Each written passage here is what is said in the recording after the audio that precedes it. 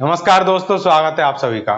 देखिए, सीटेट दिसंबर 2024 के लिए आज मैं आपको वो मेन 3 पॉइंट बताने वाला हूं जिनको अगर आपने कर लिया तो आपका सीटेट पास होने में आने वाली सारी दिक्कतें दूर हो जाएंगी।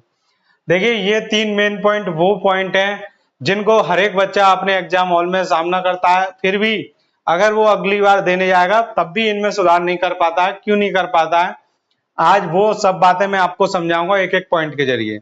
तो ये 3 पॉइंट अगर आपने समझ लिए तो आप ये समझिए कि आप सीटेट के लिए चाहे उतना अच्छे से ना पढ़ पाए, लेकिन अगर आपको ये 3 पॉइंट पता है और आपने इनमें सुधार कर लिया तो आप सीटेट को बहुत आसानी से पास कर सकते हैं। अब दूसरी बात, एक तरफ जो बच्चा बहुत अच्छी तरह से पढ़ रहा है, जिसने सारा सिलेबस कवर कर लिया है, वो अगर एग्जाम देने आए और उसको इन 3 मेन पॉइंट के बारे में भले ही पता ना हो, लेकिन उसने इनमें अपना जो लापरवाही है वो उसने ना बरती, तो वो आराम से पास कर लेगा। लेकिन पढ़ने के बाद भी अगर वो इन 3 पॉइंटों को बार बार लापरवाही उसमें बरते तो वो उसमें पास नहीं होगा। तो क्या है ये 3 पॉइंट, बात करते हैं एक एक करके। सबसे पहला पॉइंट है हमारी टाइमिंग। जो एग्जाम हॉल में हमारी टाइमिंग होती है वो होती है 150 मिनट की। अब इन 150 मिनट में हमको 150 क्वेश्चन ही करने होते हैं। अब होता क्या है, जब बच्चे 150 मिनट में 150 क्वेश्चन करने के लिए जाते हैं तो उन्हें लगता है टाइम काफी है, आराम से 1 मिनट में एक क्वेश्चन हम कर लेंगे। लेकिन सबसे पहले स्टार्ट होती है हमारी सीडीपी।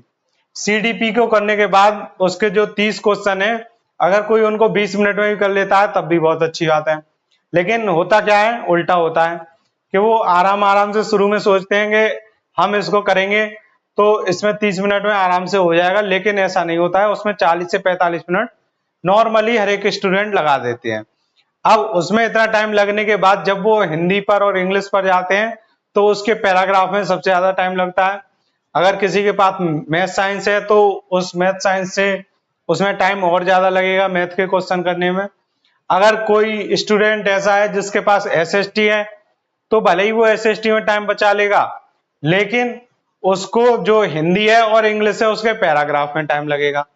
तो मेन चीज ये है कि आपकी जो टाइमिंग है आपको पता करनी है। 1 practice paper, 2 practice paper, 3 practice paper कर करके बार बार कि आपको टाइम किस में ज्यादा लग रहा है। आपको हर एक पोर्शन अलग अलग बांट कर करना है। 30 क्वेश्चन अलग करने हैं, 30 क्वेश्चन अलग करने हैं, जैसे सीडीपी के अलग करने हैं, हिंदी के अलग, इंग्लिश के अलग, स्टॉप वॉच लगाकर। तो आपको पता करना है कि ये 30 क्वेश्चन आप कितनी देर में कर पा रहे हैं, हर एक सब्जेक्ट के अलग अलग निकालकर। जिस सब्जेक्ट में आपको सबसे ज्यादा टाइम लग रहा है आपको उसको बार बार और डेली दिन में पढ़ना है 1-2 बार, जिससे कि आपकी जो उसको समझने की स्पीड है वो बढ़े। अब बात करते हैं हम दूसरे पॉइंट पर। दूसरा पॉइंट है पीवाईक्यू से प्रैक्टिस। आपको जो प्रैक्टिस करनी है वो आपको पीवाईक्यू से करनी है, ना कि किसी और मॉक टेस्ट से या किसी और से। सीटेट के बहुत सारे पेपर हो चुके हैं तो आपको सीटेट के ही पीवाईक्यू करने हैं। जितने भी इसके पुराने पेपर हो चुके हैं उन्हीं को हम पीवाईक्यू बोलते हैं। तो उनके आपको चैप्टर वाइज करने हैं, जैसा कि मैंने अभी आपको बताया, जिससे कि आपको अपनी स्पीड पता पड़ेगी कि कौन से सब्जेक्ट में हमारी स्पीड कम है। जैसे सीडीपी के आपने 30 क्वेश्चन किए, स्टॉप वॉच लगा करके उसमें कितना टाइम लग रहा है। फिर हिंदी के 30 क्वेश्चन किए, इंग्लिश के 30 क्वेश्चन किए, जिसके पास मैथ साइंस है वो उनको करेगा 30-30 करके, और जिसके पास एसएसटी है वो उन 60 क्वेश्चनों को करेगा। अगर कोई पीआरटी वाला है तो उसका मैथ और ईवीएस हो जाएगा। तो इस तरीके से आपको हर एक पोर्शन में सब्जेक्ट वाइज बांट बांट कर अलग अलग सॉल्व करना है। ये काफी मेन इंपॉर्टेंट पॉइंट है। इन तीनों पॉइंटों को अगर आपने ध्यान में रखा तो आपका एग्जाम काफी आसानी से और कम टाइम में पूरा होगा। अब तीसरा पॉइंट आता है ओएमआर सीट फिल करना। जब आप ओएमआर सीट फिल करेंगे तभी आपको पता पड़ेगा कि आपकी स्पीड क्या है। मान लीजिए आपने अपने क्वेश्चन कर लिए 150 क्वेश्चन घर पर, तो इनकी स्पीड अलग आ रही है। ये जो आप पीआईक्यू से हर एक क्वेश्चन जो चैप्टर वाइज सब्जेक्ट वाइज अलग अलग कर रहे हैं उसकी स्पीड भी काफी अच्छी आ रही है। लेकिन पता पड़ा कि एग्जाम हॉल में आप जाते हैं और वहां देखते हैं कि वहां पर ओएमआर सीट फिल करनी पड़ रही है आपको। तो ये कोई बच्चे नहीं करते हैं घर पर।